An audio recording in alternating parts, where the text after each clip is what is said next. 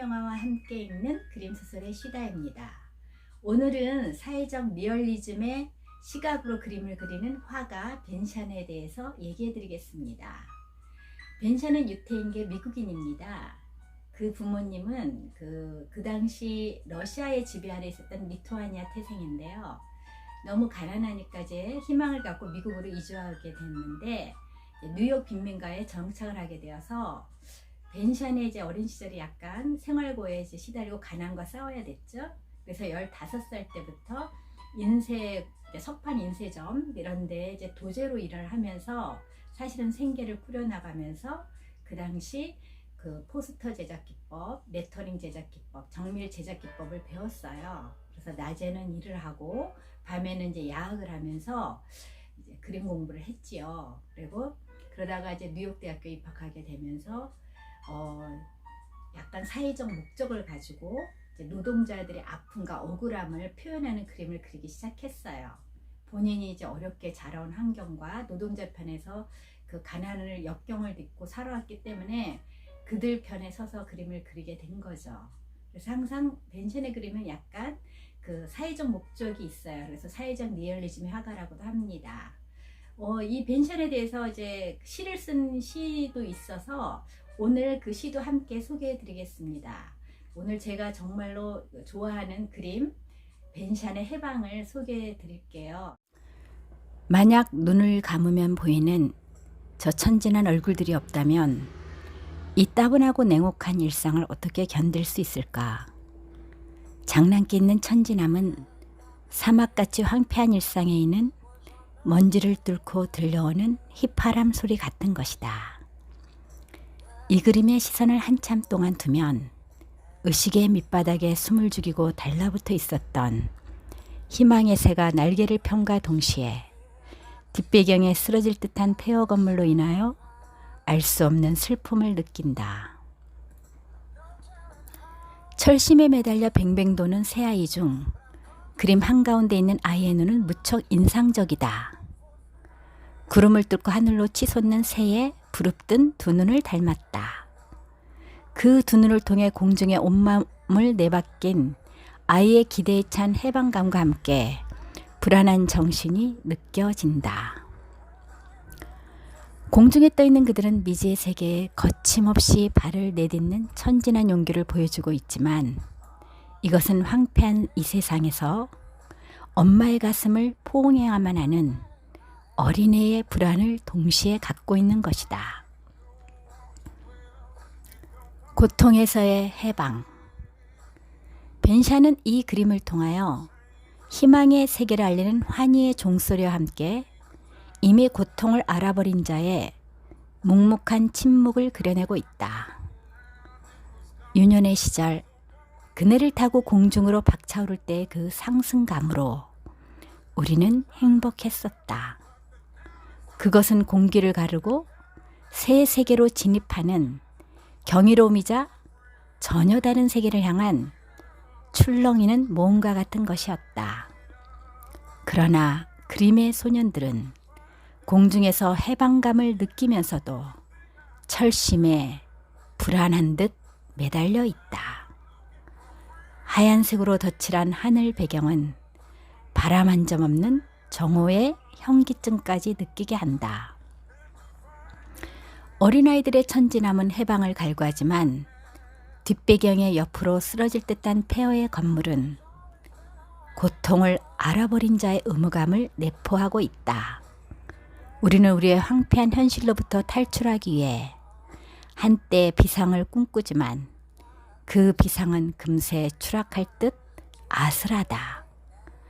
땅 위에는 깨어진 돌조각들이 무더기로 쌓여 있다. 행여 철심에 달린 줄을 놓기라도 하면 소년들은 돌조각에 찍혀 상처를 입게 될 것이다.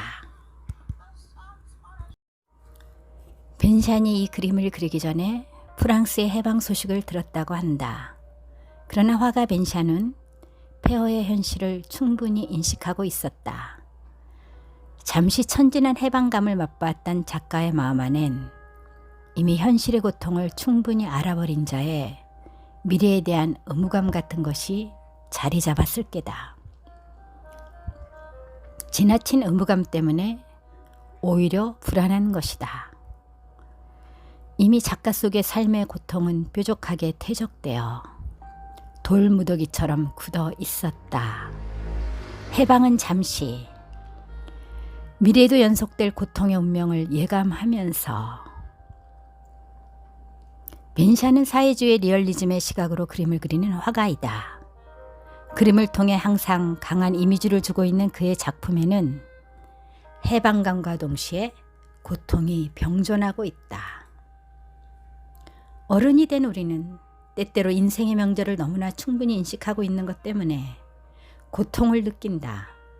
성숙한 그는 삶에 대한 해방을 갈망하면서 희망찬 시작은 새로운 고통을 수반하게 되리라는 것을 꿰뚫고 있었던 것이다.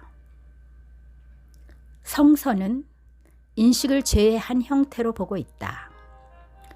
인간에게 금기된 선과 악의 지식의 나무를 먹자마자 죄가 우리 속에 들어왔다. 정의와 불의를 분별할 수 있는 인식의 눈이야말로 생명으로 인도하는 등불과 같은 것이다. 그러나 요즘 인간 인식의 한계야말로 가장 불완전한 것이라는 것을 깨닫게 되었다. 인식할수록 우리는 방황하고 고뇌하며 마음속에 행복한 감과 멀어지는 것이다. 어린애처럼 순진한 시선 안에서 잠시 해방감을 맛보자. 우리가 이해할 수 없는 것, 설명할 수 없는 것들에 대한 갈망 자체가 우리 존재에 생명력을 부여하고 있는 것은 아닐까? 가끔 자신도 모르는 사이 내부에서 간간히 솟구치는 알 수 없는 행복감을 무시할 수 없다. 이것은 인간의 천진성이 가질 수 있는 순수한 믿음이자 동경이었다.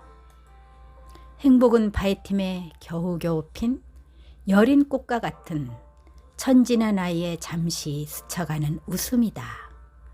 이것은 마치 스치는 신선한 바람에 신뢰의 눈길을 주면서 여린 잎을 아침 햇살에 부비며 저 이슬을 머금는 아침꽃과 같은 천진한 갈망이다. 그렇다. 미지의 세계를 알고 싶어하는 천진한 아이의 눈빛만이 전지전능한 신의 무료함을 순간적으로 씻겨줄 수 있는 것인지도 모른다. 믿음은 천진한 용기이다. 사람 냄새 나는 신현님. 한여름 햇살에 장미는 취했어. 노랗게 젖어 부풀었어. 부끄러워 노을 한 자락 뒤집어 썼어. 솔바람 뒤에 숨었어. 나부끼는 바람 따라 2평짜리 방으로 들어섰어. 회랑처럼 벽이 온통 그림이었어. 저마다의 소리와 빛깔로 울고 웃었어. 장미는 꽃병에 꽂히기보다 그림 곁에 눕고 싶었어. 사람 냄새나는 그림을 껴안고 싶었어. 영혼과 육신을 곱게 펴 그림을 지키고 싶었어. 밝고 어두운 구석 액자 속에 아름다운 사람이 있었어. 화한 임종이었어. 하얀 침상에 거꾸로 물구나무 서갔어. 그림이 빛나게, 죽음이 따스하게 온몸을 비웠어. 그러나 우리는 죽음을 피할 수 없으니 그림은 19년째 울고 웃었어. 벤샨의 판화였어. 감사합니다.